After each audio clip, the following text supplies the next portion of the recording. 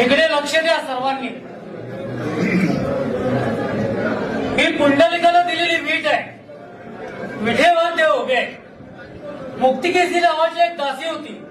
तिला आपल्या रूपाचा गर्व झाला होता. जेव्हा ती देवाच्या दर्शन झाली तेव्हा देवाने तिच्यापेक्षा नाजूक रूप घेतलेले. जेव्हा तिने आपले हात देवाच्या पायावर टेकवले तेव्हा ही पोटरुतलेली जागा आहे. ही कृष्णावतारात गोकुळात गुरे राखायची काठी आहे. हा पितांबरचा सोगा आहे. हा वासनिवेलाचा कतोड आहे.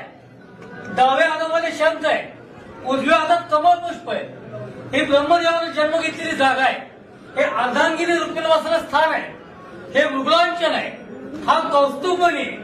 हे मकराकाल कुंडल आहे आणि शिवाकाल मस्तक आहे.